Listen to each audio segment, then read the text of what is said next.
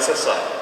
Talvez seja o único ato capaz de fazer com que a gente possa continuar, não só subsistindo, mas que a gente possa também crescer e que a gente possa perpetuar, mesmo nesse ambiente de crise.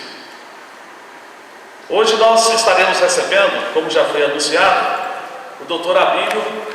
Abílio Volney Aires Neto, que é palestrante do movimento espírita já conhecido, natural da cidade de Dianópolis, Tocantins, naturalmente formado em Direito, já atuou no Ministério Público, hoje, atualmente, magistrado, juiz de Direito, escritor também de obras já conhecidas, no campo técnico e literário. Então, nós gostaríamos, hoje, de convidar o Dr. Abílio para vir aqui, para que ele faça a palestra A Vida de Paulo de Tarso.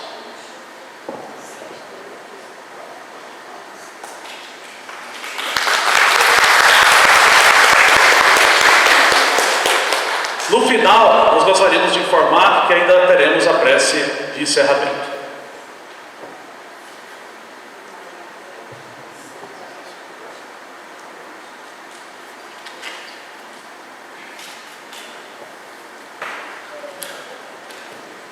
Boa noite.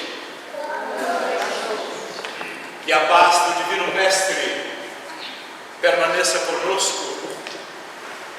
Prezados irmãos em Cristo, nosso Senhor, há 7 anos atrás, tínhamos a oportunidade de ocupar esse espaço com os companheiros do ideal. Fisionomias conhecidas, abraços, nesse momento que também é uma tertúlia, me fazem encher de encanto e de alegria redobrada nesta direção extraordinária, quando se ouve o movimento espírita ser apregoado francamente pela direção maior desta instituição. Reencontramos um grande caminho, que é o caminho dessa união.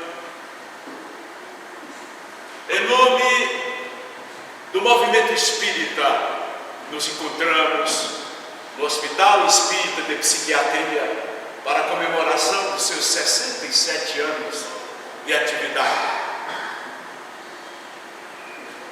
Uma biga romana, puxada por 2 cavalos brancos, conduzem Saulo de Tarso entre o Palácio de Caifás e a cercania de Jerusalém, onde uma casa do caminho distendia um telhado extenso sobre paredes frágeis e recebia os doentes de toda a Palestina que vinham em busca da cura,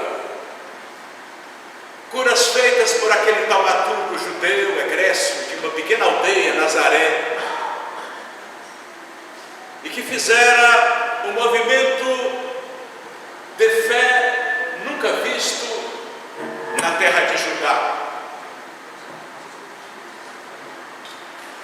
Ele tem cargo dos sumos sacerdotes para prender os seguidores do Nazareno. Estamos no ano 35. Jerusalém ainda carregava o luto do espetáculo abobalhado do crepúsculo, daquela tarde de quinta-feira para sexta-feira, quando os soldados tomam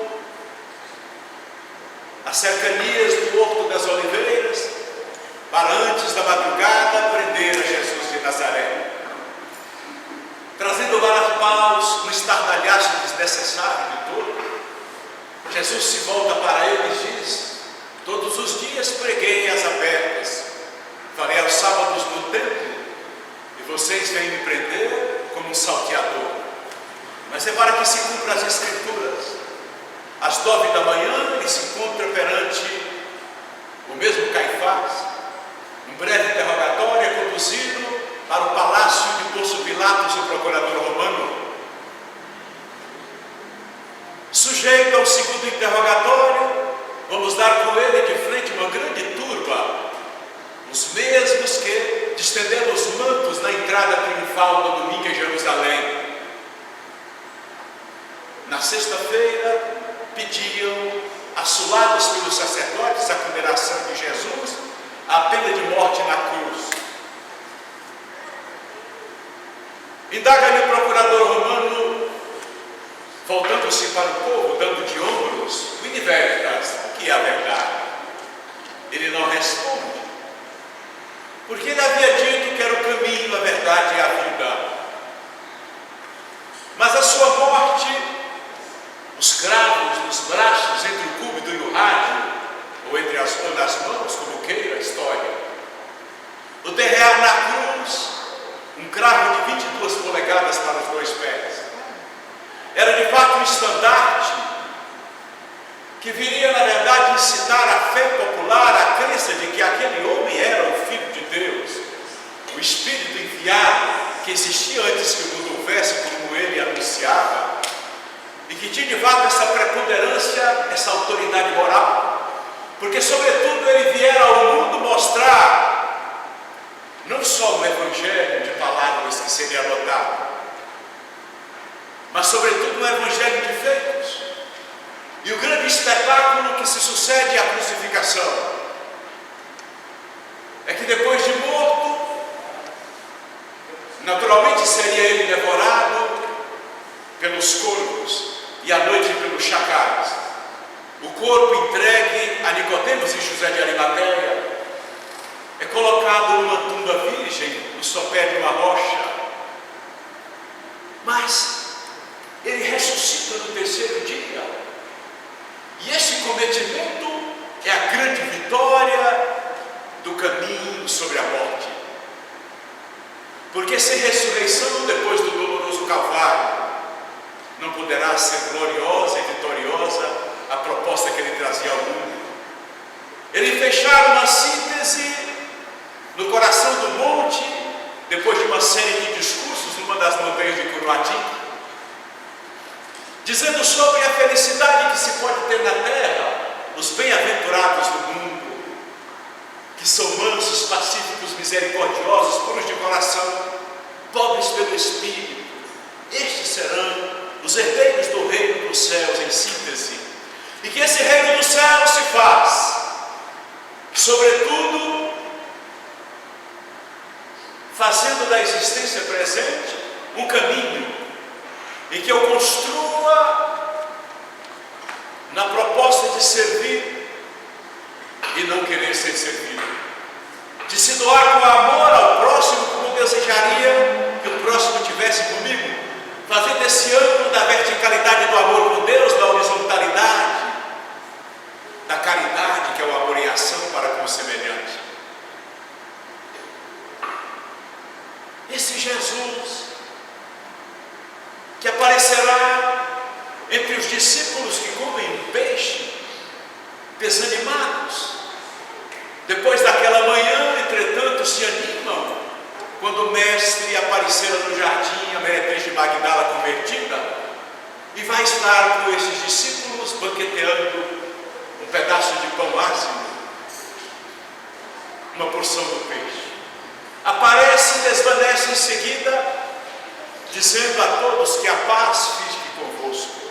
Como ele atravessou as paredes, as portas fechadas, as janelas, era a vitória do Espírito, que era o reino dos céus, que ele prometera, e a sua proposta era viver de tal modo que eu aprendesse a morrer, porque eu terei que morrer na carne, eu terei que partir para um outro mundo, que é a casa do Pai. Ele disse que reservaria um lugar para nós. E ele aparecerá depois a caminho de Emaús. 2 discípulos caminham, preocupados, o que fazer com o movimento, depois que o mestre havia sido abatido. Fazendo um movimento de amor, na atitude de levar a palavra para os 4 cantos do mundo. Mas como se o mundo de Jesus não passou da Palestina antiga? Era necessário ir além. Como ir além? Fundar egrégoras, estruturas de igreja, eclésias, onde a palavra do Divino Mestre seriam naturalmente candidatos aos martirológios. E nós temos então um episódio que vai se suceder nas aparições, quando na montanha Galileia, a penúltima delas, depois de quase 10 aparições em espírito,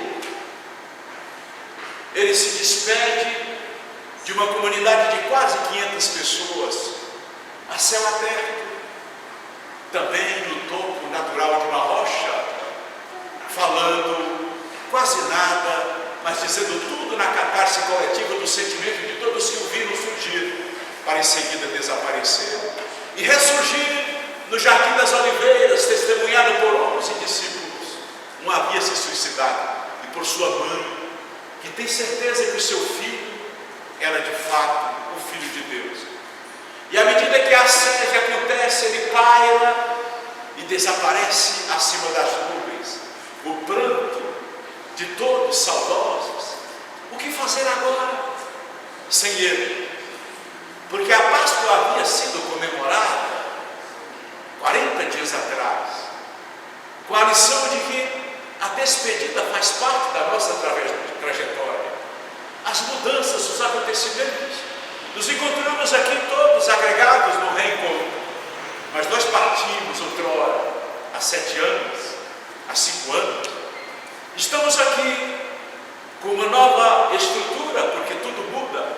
Os grandes amores da vida que temos também, às vezes são arrebatados do nosso convívio.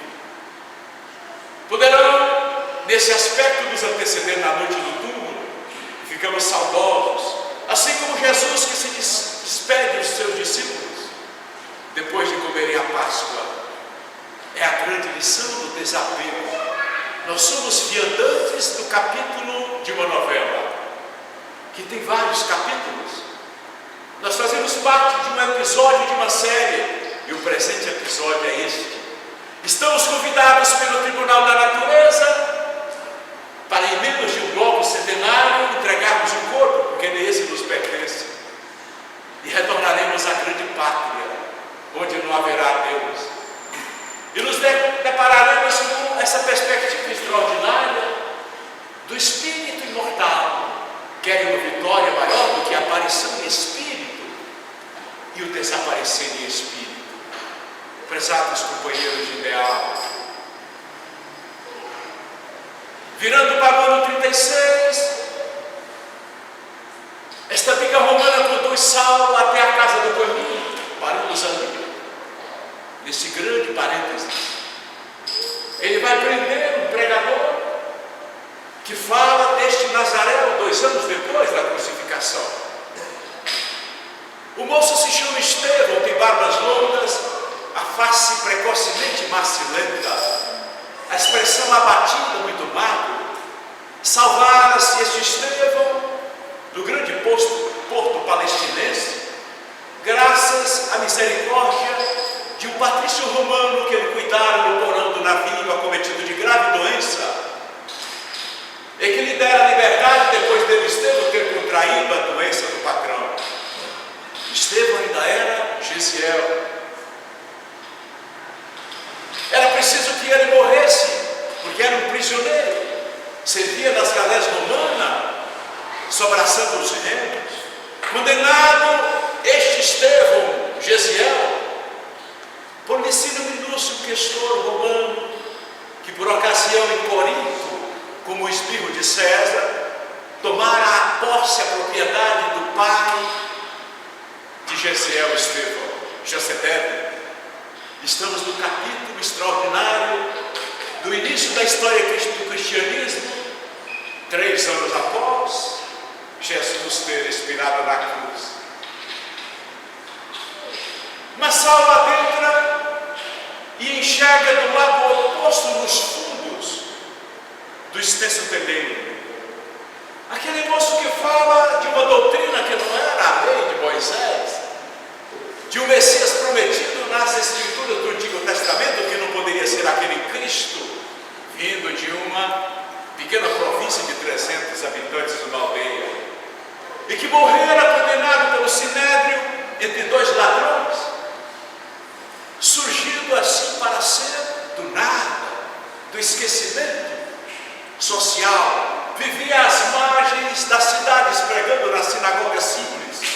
expulso delas, como se deu na sinagoga de Nazaré. E depois das demais, no seu ministério de quase 3 anos, ele estava à margem de Tiberíades ao entardecer para quem quisesse ouvi-lo. Mas ele ser o Cristo, não poderia ser. E então Saulo determina que Estevão não mais trouxesse a palavra àquela turma de miseráveis que iam buscar a cura da imposição das mãos, que era uma magia de Belzebu, do demônio. E que aquele povo que ouvia aquele pregador soubesse que estava sendo enganado, porque o Deus de Israel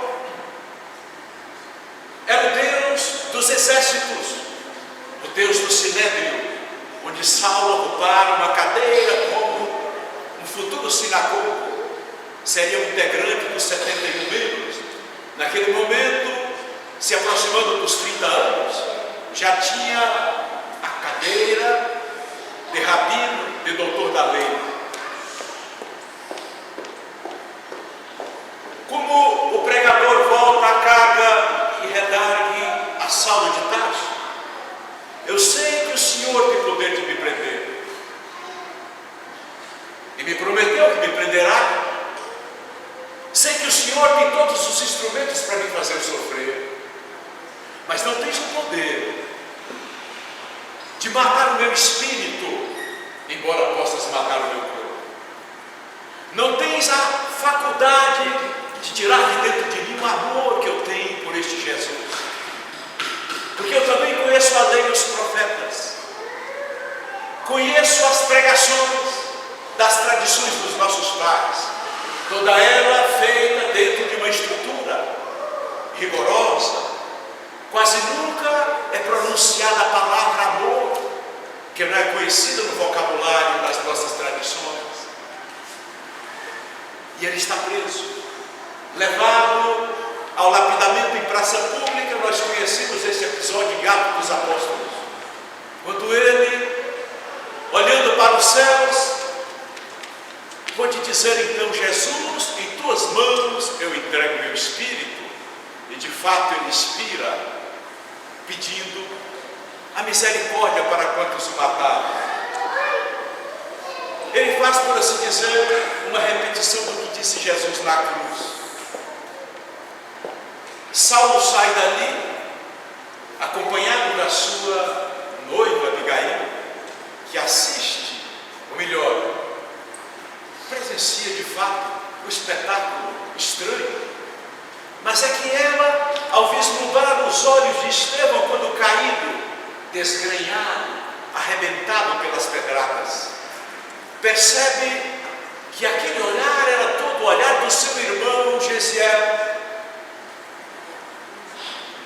E ela então dirige uma palavra, e ele responde, olhando para ela: Abigail, sou eu, Gesiel. Eu conheci Jesus. E expira. E o moço Tarcísio, empolgado com a servidão extraordinária que ele prestou ao Deus dos exércitos, diz para a noiva: nós precisamos de pôr fogo em nome da lei dos nossos patriarcas. E ela diz: Saulo, você matou Gesiel. Eu lhe pedi tantas vezes que você pudesse intervir com as autoridades, para que pudesse encontrar o meu irmão que havia sido vendido às galeras romanas. Ele é meu irmão.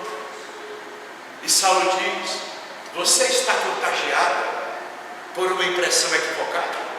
Os traços do seu irmão não condizem nada com este moço de barba longa, a expressão fisionômica. E ela então empreende uma viagem, e ele, constrangido, não tem coragem mais de voltar a encará-la tão brevemente. Mata o grande amor dentro de si. No momento em que ele se entrevista com Gamaliel, um dos 71 membros do Sinédrio, e Gamaliel diz: eu conheci o telheiro do caminho, e lá só existe o bem. Por que perseguimos? Saulo havia sido formado na escola de Gamaliel desde jovem. Volta-se para o seu mestre e diz: mas é necessário, eu respeito, eu tenho que ir buscar no certo Ananias, o sapateiro de Emaús, que em Damasco congrega em torno de uma primeira igreja formada, seguidores desse Nazareno. Não vá que eu vou. E ele parte para Damasco. Tem a notícia de que Abigail, tão contrariada, porque perderam o pai naquela questão de homicídio minuto, perderam o irmão, não lhe sobrava mais ninguém, ela já não tinha mais a mãe. Perderam Saulo, porque aquele canto do amor do coração não teria mais correspondência. Era alguém solitário no mundo, adquirira, dada a fragilidade atísica, e uma doença lhe fizera precocemente ainda perder o encanto maior de viver, ao se tornar cega. Mas todas as tardes ela se lembrava que no mundo só havia o amor do seu coração de mulher. Era Saulo, por onde Saulo andava. Mas havia um grande amor que não estava mais no mundo, era Jesus.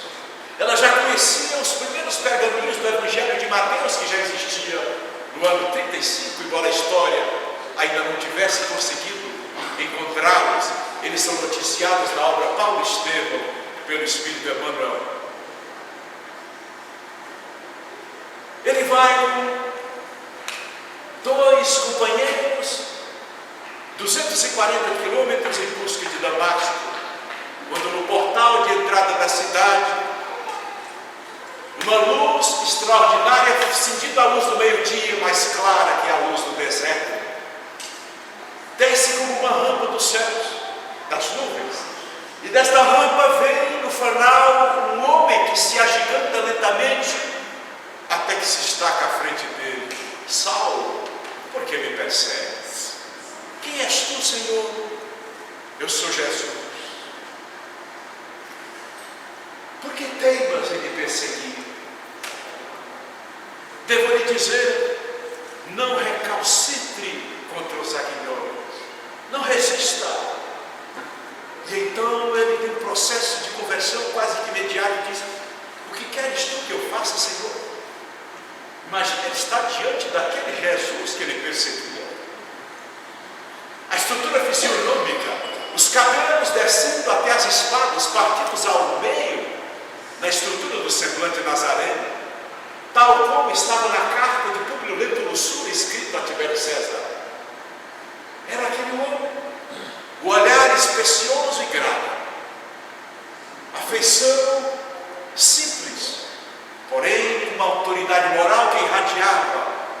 Quem o fitasse nos olhos tinha, por assim dizer, uma certa necessidade de desfocar, por não suportar a gravidade da expressão, o contágio do seu olhar.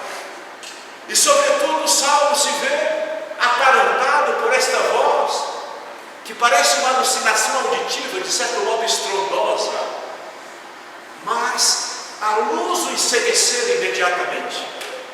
Ele volta para um lado, para o outro, grita pelos dois companheiros, que já piaram do cavalo, ele, Saulo, caindo na areia do deserto.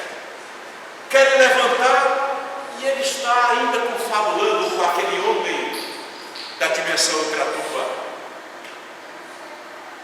E Jesus diz: o que quero contigo? Procures em Damasco aquele a quem você ia prender. Ele vai tirar-lhe dos olhos como escamas. Após 3 dias receberás a recomendação dele mesmo. E desaparece. Talvez esta seja depois da última, a última após a última aparição de Jesus, ainda na realidade do nosso planeta mais próximo, ainda lá lutando nas cercanias imediatas para o rebanho daqueles que ele enviou para o mundo a fim de pregarem o seu evangelho de palavras e de feitos. E ele então chega em Damasco. Imagine esta metamorfose. Tem carta para prender Ananias. Chega conduzido como um cego pelas mãos para que Ananias o cure. Os companheiros o abandonam. retornam a Jerusalém. No terceiro dia, depois de muito chorar, acometido, deitado, prostrado, por uma mudança terrível no seu psicológico, uma tristeza permeada de uma esperança numa contradição, ele se dará conta que perdera exatamente tudo na vida, mas que adquirira tudo para a vida. Não tinha mais a noiva. Voltar para o lar, como? O seu pai jamais o aceitaria. Um homem que vem prender um judeu errante e que se converte à doutrina desse Cristo morto na cruz. Então, ele se entrevista com Gamaliel. Gamaliel é um irmão que tem o ofício de mercador, tecelão, no deserto da Síria, no oásis de Dan.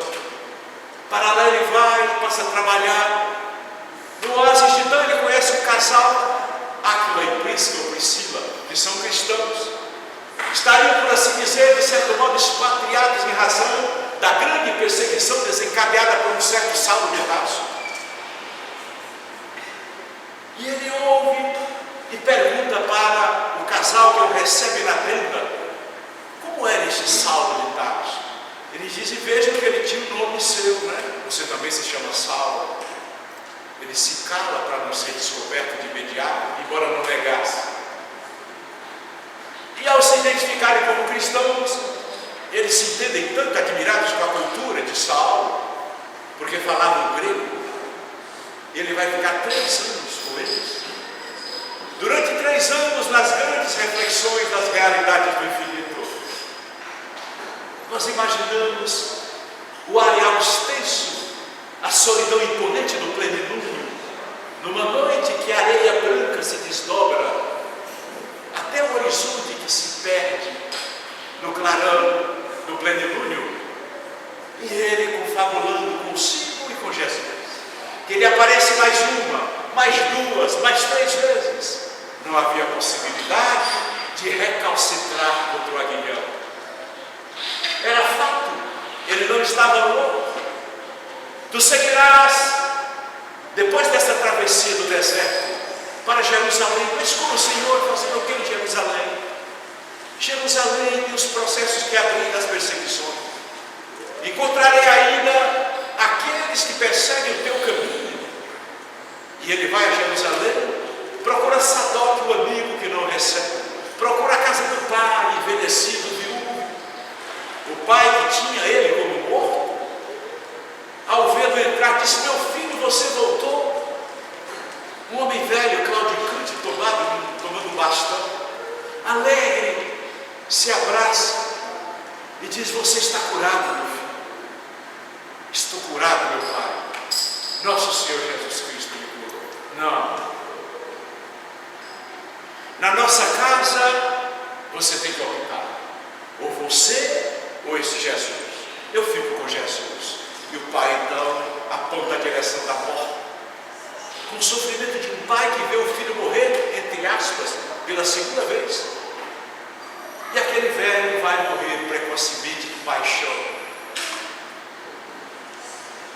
Manda um saco de moedas de ouro. O servo encontra Saulo na curva do caminho adiante, batendo na porta de um outro amigo que não lhe abre a porta. E recebe constrangido o saco de moedas. No pensamento ele cogita: eu não queria que meu pai me desse moedas. Eu queria que ele me recebesse na casa dele, que eu sou filho dele. Eu não tenho para onde ir. Eu não tenho lá. Eu não tenho onde recostar a cabeça quando ele se lembra de Jesus. Ele disse: então eu tenho muito. Eu tenho muito. Eu tenho não tenho onde recostar a cabeça. Mas eu tenho esse Cristo dentro de mim. Diga a meu pai que eu viverei, que eu sobreviverei. E este saco de moedas vai ajudá-lo a construir uma das primeiras estruturas das suas eclésias. A passagem por Antioquia, onde ele conhece o futuro apóstolo, aliás, o seguidor dele, que não é um apóstolo, será o evangelista Lucas, que era um médico encantado com aquela estrutura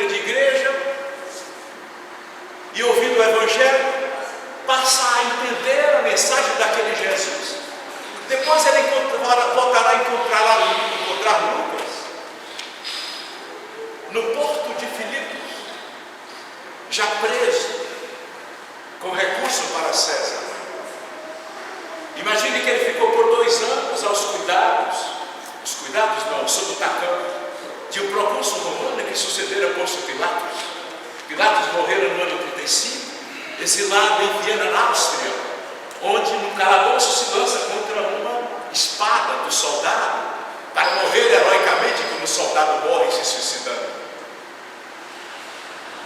Saulo, prisioneiro, já havia adotado o nome de Paulo, que quer dizer o pequeno, no latim. Paulatinamente ele vai construir o seu caminho. E Lucas então resolve seguir com ele, Paulo, na missão de pregador. Abandona as tarefas do navio de médico. O chefe da tripulação lhe concede uma licença e ele parte na direção em busca desse Cristo anunciado agora pela boca de Paulo. É extraordinário. No momento em que Félix manda chamá-lo para ouvi-lo no seu gabinete, diz: aqui vale a lei romana. Os seus concidadãos querem matá-lo. E ele diz: procônsul, quando cheguei na travessia entre Icônio e Listra, passando ao lado da cordilheira do Canadá, em que eu vi os dedos negros dos montes alpinos que apontavam os céus, como se indicassem Deus, eu cogitava deste Jesus. Ao chegar em Listra, fui levado ao lapidamento em praça pública depois das 39 chibatadas. Sobrevivi. Antes de Listra, em Icônio, lá em Listra, fui submetido novamente à prisão em praça pública, onde me chutaram até o ponto de vomitar sangue. E quando me deram por morto, receberam uma pedrada na face, me jogaram para fora dos muros da cidade, nos monturos. Eu sobrevivi. E agora, perante o Senhor, eu estou para morrer de novo pela mão dos judeus. Considerar que isto aconteça comigo. E ele manda que ele volte para o calabouço para agradar os judeus. Sucedido ele por Pôncio Festo, um espirro também de César, é convidado de volta ao gabinete. Os judeus querem que você seja entregue à praça pública para ser levado ao julgamento deles. Mas César manda que eu julgue de acordo com a lei de César. Então, se o senhor julga em nome de César, eu recorro da vossa decisão para César. Porque Festo havia lhe dito que ele poderia, Paulo, fazer assim uma vaquinha entre os amigos e conseguir algum dinheiro para ajudar o procônsul romano. Quer dizer que naquele tempo já tinha propina. Ele disse: eu não tenho dinheiro, eu não tenho amigos. O senhor está vendo que eu só tenho pessoas pedindo a minha morte. Em outras terras eu tenho estruturas de igrejas de companheiros de ideal. Eu recorro para César. E ele então conversa como auxiliar e diz: para César você recorreu, para César você vai. O navio de Adramítio, costeando a Fenícia, busca no Mediterrâneo a posição de Sidom, uma das estruturas dentre as ilhas gregas. E ele, atado a correntes do porão, tem a oportunidade de ouvir a voz de Jesus na noite que antecedeu, em recurso para César, preso. Ele diz: este Jesus anunciou que não devemos seguir com a embarcação mar adentro. Não busque mar alto, porque percebe que a tormenta se avizinha, a tempestade no horizonte dos céus. Estamos no inverno. Mas o chefe da tripulação, conversando com o moço do timão da condução, pega de volta a resposta: nós somos experientes. Você vai ouvir um preso místico falando que está ouvindo a voz deste Jesus. Quem é este Jesus? Nós precisamos de amanhã chegar ao porto de Félix E nada obstante o aconselhamento de lançarem as âncoras e calorem neles, eles prosseguem. Para na manhã seguinte, a tempestade descer sobre a embarcação. Não havia mais dia, uma chuva torrencial permanente, só há escuridão. Pela manhã, por volta das 10 horas, se deslizava algum clarão de um ponto luminoso, que era o sol atrás do nevoeiro denso. E ele disse: eu avisei que não lançasse mar adentro. E todos começam a cogitar: este homem deve ser Apolo, um dos deuses do panteão grego adotados por Roma. Ele deve ser Mercúrio, porque imagina que o que ele disse aconteceu. No dia seguinte, como anunciado, este Jesus dele deve ter sido um dos deuses, e ele próprio deve ser a encarnação agora, repetindo o seu Jesus. Ele diz: eu não sou Deus. Eu não sou Deus, senhores. Nesse momento vocês me louvam como Deus. E provavelmente, se essa tormenta passar, porque Jesus disse que nós sobreviveremos, mas nós já lançamos abaixo o mastro da embarcação, descemos as velas, já lançamos o trigo no mar para o caixote se tornar mais leve, e o chicote das ondas nos balançam violentamente, começa a despedaçar a embarcação. Mas Jesus nos prometeu que no romper da manhã seguinte, nós divisaremos terra firme no bruxuleiro da luz do sol. E na manhã seguinte eles divisam a ilha de Malta. Quando vem a perspectiva da ilha, lançam a segurança do barco para, em questão de minutos em seguida, a parte traseira da embarcação se despedaçar completamente, a ponto deles buscarem os restos de madeira e chegarem à praia a nado, e seguros dessa forma. Ao descerem na ilha de Malta, são recebidos pelo dono da localidade, que traz uma multidão de pessoas para verem os viajantes da embarcação que conduziam prisioneiros, 276 pessoas presas, integrando aquela tripulação. Fazem um fogo depressa. Paulo pega de uma sarça, joga no fogo para que tenha mais calor.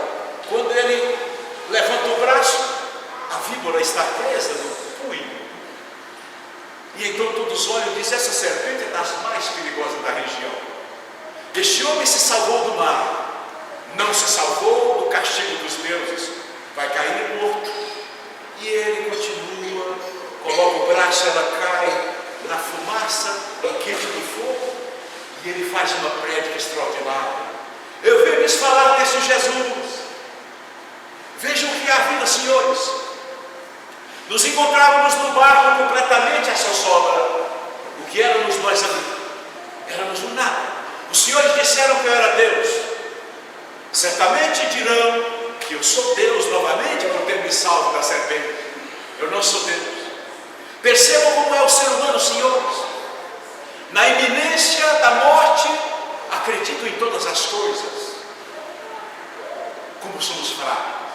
Poderemos ser ainda hoje, como fomos ontem convidados, à noite do túmulo, porque lá nossa embarcação se esfatifou.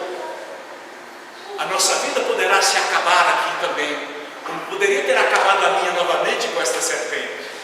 Como a vida dos senhores na condução dos seus carros, das suas animais, no trajeto do caminho, uma doença qualquer subitamente o convida a morrer. Eu venho lhes falar da morte com Jesus, que é a vida, da ressurreição de um homem que morreu e que apareceu mais de 10 vezes depois de morto, da vida que prossegue o túmulo depois da vida, da vitória da morte sobre a vida, porque nós somos espíritos herdeiros do reino dos céus, nós não morreremos nunca. Venho recordar aos senhores que agora me homenageiam quando eu estou apenas transmitindo a palavra deste Jesus que merece as nossas homenagens. Porque também ele, depois de 3 dias, quando fora 3 dias antes homenageado na entrada em Jerusalém, pediram-lhe a crucificação. Os senhores me entregarão ao tribunal de César, onde eu também terei que ser sacrificado. Mas eu irei me encontrar com ele, depois desta vida que os senhores prezam tanto e que é necessário. Os senhores continuarão servindo a César, eu servirei a Cristo. Os senhores continuarão prendendo e matando, e eu preso pelos senhores, entretanto, prossigo livre, exceto estas cadeias. Porque os senhores são presos que conduzem presos.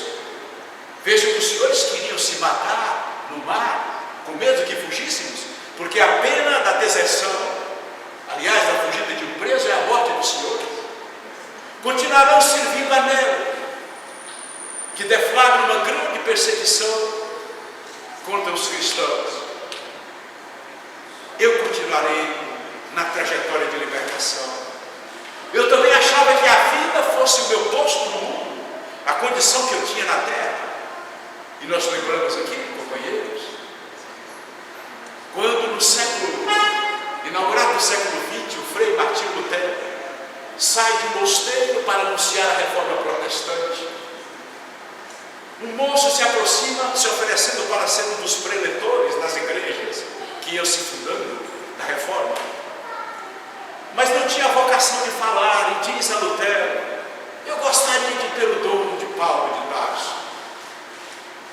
Eu gostaria de poder escrever textos como as epístolas, mas eu não tenho vocação. Mas eu quero servir a Jesus nesta reforma. E Lutero se volta para ele e diz: qual o teu ofício? Eu sou sapateiro. Sim, eu até sabia que você é sapateiro. Você conserta muito bem sapatos.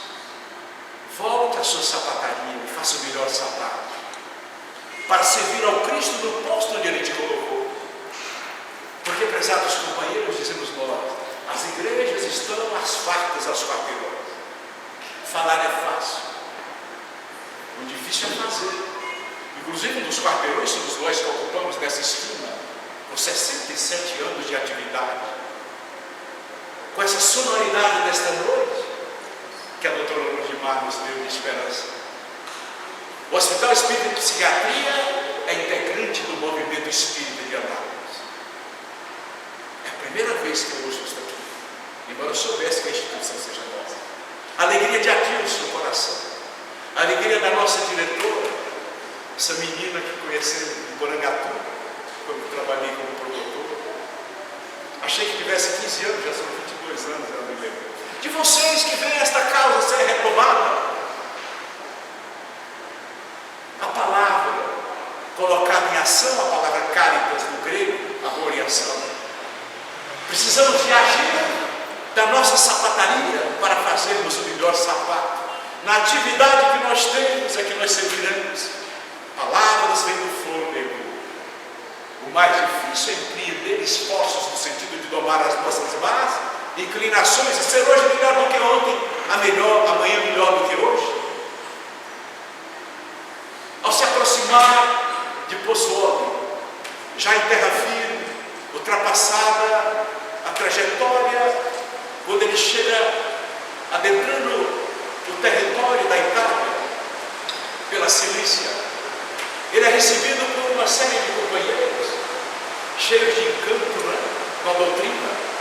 E o comandante da embarcação, despedaçada, já tocado pela palavra do novo evangelista de Jesus, o evangelista das palavras, será de cartas, faz aquela permissão para a grande recepção. Em seguida é preciso atar os braços com as cadeias. Ele está em Roma, onde permanecerá 5 anos preso em prisão domiciliar, até que deflagra-se no ano 67 para caminhar para o término da exposição, quando Nero necessita de uma quantidade razoável de presos para ser levado ao espetáculo do circo máximo, onde havia as corridas de biga e se sucediam as competições de gladiadores, para depois serem levados os cristãos aos espaços longos, dando-se o direito de qualquer cidadão executá-los como quisesse, numa noite de bacanal, onde se distendiam nos jardins imensos, dentro daquele espaço, todo tipo de orgia e de permissão, onde o deus Onã, onde o deus Eros, da tradição grega, permitia o favorecimento dos cometimentos de toda a ordem no campo dos sentidos. Jesus precisava de chegar em Roma. Veja que para chegar em Roma, Paulo teve que ser preso. Salvou-se de 3 lapidamentos.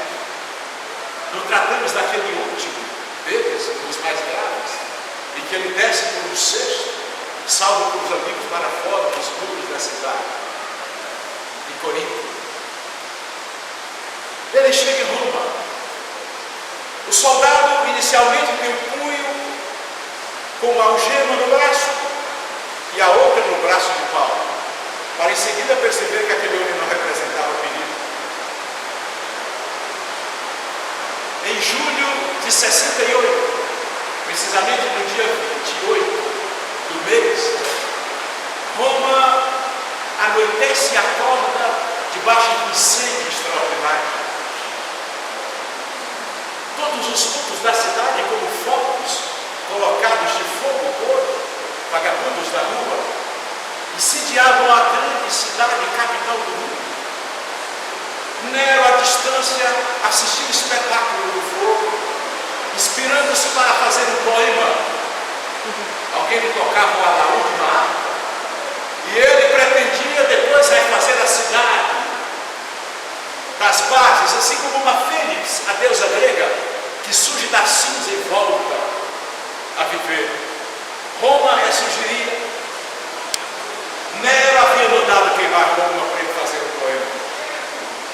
Mas ao voltar, na sua loucura abobalhada, ele se dá conta que o prejuízo foi muito maior do que esperava.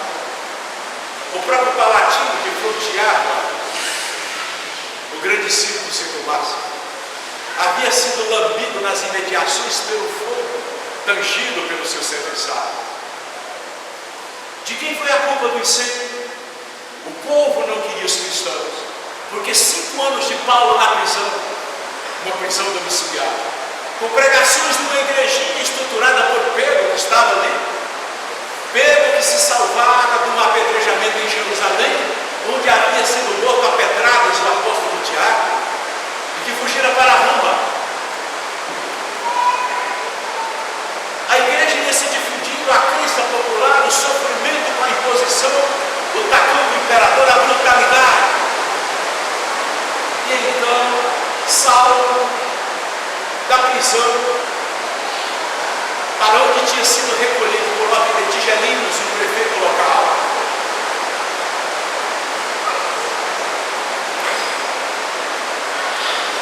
manda um recurso para César. E este recurso vai chegar até Nero, que gostaria de entrevistar esse Paulo há muito tempo. Ver que este Paulo famoso salvou-se no mar. O centurião veio dizer que esse Paulo para ele: quem é este homem? Então ele pede que este homem compareça. E Paulo então faz a presença.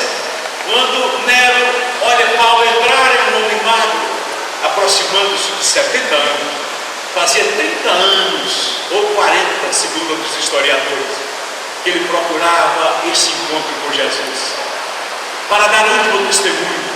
Prezados companheiros, nós somos de fato assim como Paulo de Tarso, convidados às grandes reflexões. Em algum momento nós teremos o nosso Jardim das Oliveiras, ou teremos o deserto de Dan. Em algum instante nós passaremos pela Hungria, por onde esteve Francisco de Assis. Também nós estamos convidados a morrer nosso carro poderá se tombar como a embarcação de Paulo. Que Deus nos livre. Poderemos ser visitados pela fatalidade na travessia da rua. O ladrão que poderá não ter misericórdia nos levará à viatura e talvez nos mate, que Deus nos poupe. A doença que surge subitamente e rompe fatalmente e nos convida precocemente ao recesso da noite do túmulo. Em que momento nos encontramos na jornada? Agasalhamos dentro de nós os sentimentos, os devaneios, as quimeras que arrastamos ao longo de décadas, até que um dia nós transitamos em busca da ilusão e caímos do cavalo na entrada da cidade, na entrada da verdade. E poderemos conhecer esta verdade antes de cair do cavalo. Sermos convidados pelo amor e não pela dor a endireitar as nossas veredas. O processo de transformação interior. Atravessamos 20 séculos. Onde está Jesus em nossos corações? Este Jesus que disputa nas cidades os logradouros das farmácias, nas imediações onde se vende o remédio para o corpo, também se propaga o remédio para a alma dos reformadores da atualidade, mas que não está nas periferias, que não está em busca da criatura humana. Este Jesus que nos procura na nossa sapataria. No meu trabalho eu poderei ter um pouco mais de paciência, na instituição que vocês servem, na dedicação ao bem e ao amor, porque os poderes todos vão cair. O que é Roma? Os mármores enegrecidos, eu fui lá ver. Os deuses caídos, a casa dos Césares desfeita, na noite dos séculos, quase que esquecida não fosse a história. Quem é Nero? Este Nero perante o qual se encontra Paulo, para dizer: imperador dos romanos, o senhor não sabe que as víboras venenosas lhe cercam em todos os cantos dessa cidade? Os teus soldados, os teus questores, os teus procônsules de Jerusalém, passando por todas as cidades onde Roma domina, todos eles são venais, aplicam a lei de acordo à conveniência, fazem a vontade, quase sempre subornados, temerosos da imposição dos donos locais. Aqui em Roma se deflagra a mais terrível das perseguições, em que chegaram ao ponto de dizer que nós, os cristãos, ateamos fogo em Roma. Nós fomos dos primeiros a ajudar a debandar o fogo. E agora somos presos. O senhor sabe que passam de 1000 pessoas presas nos últimos dias. Não cabe nas cadeias de Roma. Todos que tragam o designativo de cristãos. Este designativo que nós adotamos depois do nome do caminho.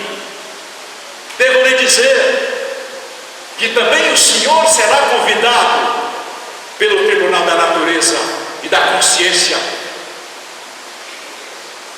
Nenhum poder é para sempre imperador.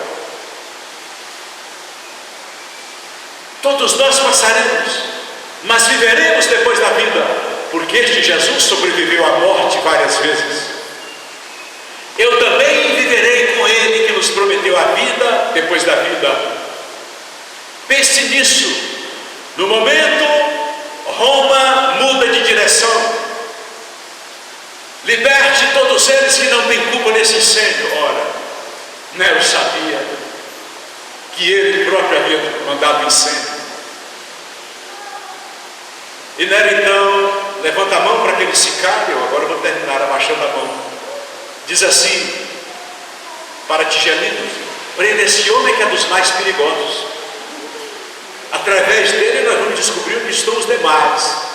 E ele é devolvido ao calabouço, achando que tivesse tocado o coração de Nero. Daí a poucos dias, uma semana, menos de uma semana, um sicário de Nero desce à prisão mamertina. Eu agora conheci lá, só fico falando, né? e tira ele do calabouço. Dizem que ali também já estaria preso nessa perseguição inicial de Nero, no ano 68, preso também o apóstolo Pedro. Manda que uma frente leve Pedro para as colinas vaticanas, onde ele foi executado, de cabeça para baixo, crucificado, e ali mesmo deixava os seus despojos a céu aberto. Os companheiros depois colocaram, abriram no chão, enterraram-no ali. Paulo teria seguido horas depois, antes que a madrugada devorasse a noite com os primeiros clarões, para o bairro das Três Fontes, ou mais precisamente para as proximidades dos cemitérios israelitas da Via Ápia. O soldado fita, ainda escuro, e diz para ele: eu lamento muito ter sido designado para esta função. E treme, leva-lhe o braço na garganta. Segundo outros, ele estaria atado com as mãos às costas, vergou a cabeça, e o legionário decepou-lhe com um golpe da espada. Foi preciso 2 golpes. Mas Emmanuel diz que ele rasgou-lhe a garganta. Antes, porém, Saulo responde a ele, dizendo: o que eu já disse para aqueles que me trouxeram até aqui, até Roma, vou dizer ao Senhor: cumpre a tua missão, porque eu já cumpri a minha. Não trema, como quiser dizer, se o Senhor não me matar, eles vão te matar. O Senhor, infelizmente, continuará sendo um preso, quando o preso parece ser eu, que vou ser executado. Mas você é que continuará preso, cumprindo sempre esta tarefa, de antes provavelmente do romper da aurora, teve que executar mais um. Eu estarei com este Jesus no mundo maior. Eu me lembro de uma passagem linda, quando perante os 501 juízes, Sócrates diz, numa praça pública em Atenas: morrer é voltar para a pátria de onde eu vim, do mundo das ideias. Eu me reencontrarei com Homero, com Ulisses. Eu dizia isso aqui há 7 anos passados. Eu estarei vivo. Quanto aos senhores que continuarão vivos, ninguém se lembrará dos senhores. Vocês também estão condenados pelo tribunal da natureza. É apenas uma questão de momento. E então Paulo se volta para o legionário e diz: esta é a maior escravidão, a escravidão da ignorância, porque Jesus nos disse: conhecereis a verdade, que a verdade vos libertará. Um dia você conhecerá este Jesus.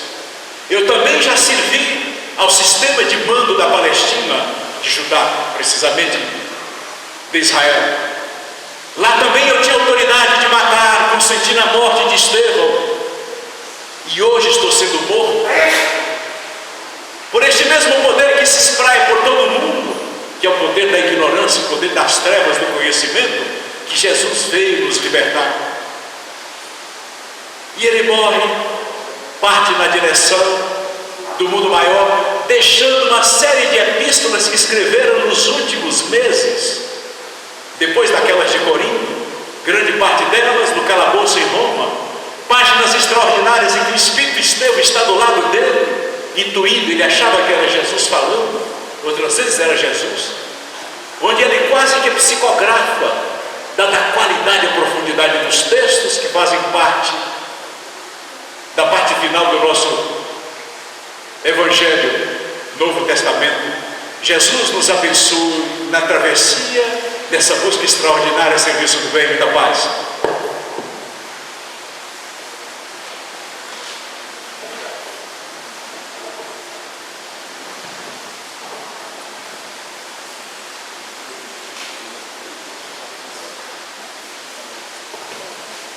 Agradecemos ao Dr. Abílio pela extraordinária exposição.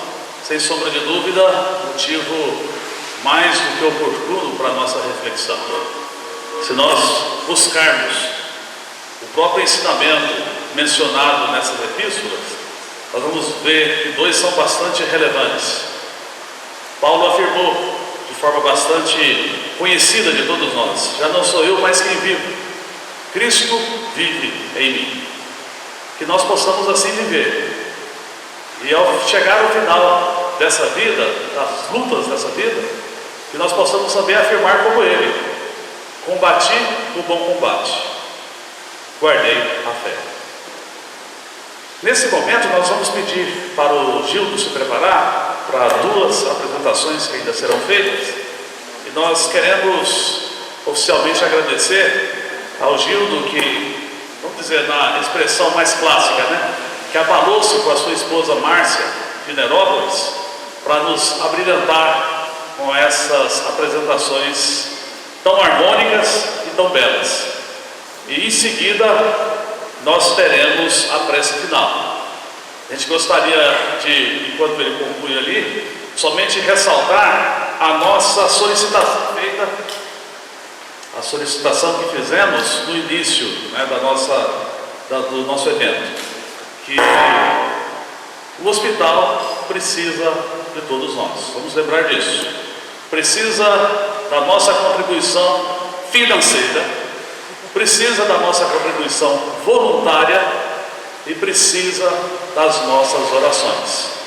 Que a partir de hoje, cada um aqui presente possa incluir a direção dessa casa nas suas preces individuais, e representantes das casas espíritas possam incluir também essa casa nas orações feitas, para que a diretoria da casa seja iluminada, para que a espiritualidade amiga tenha a ambiência propícia para nos dar os caminhos de que necessitamos.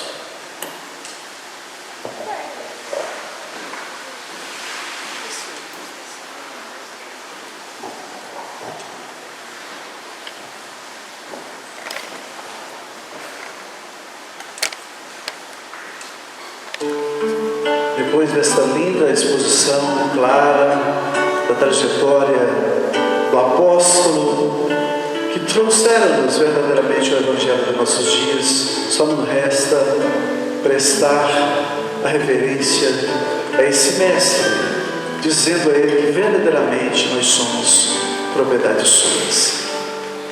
Cantemos.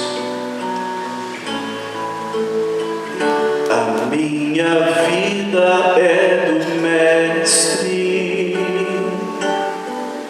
meu coração é do meu Mestre, o meu caminho é do Mestre, minha esperança é meu Mestre. A minha vida é do Mestre, meu coração é do meu Mestre, o meu caminho é do Mestre, minha esperança é meu Mestre. A Deus eu entreguei o barco do meu ser e entrei no mar afora.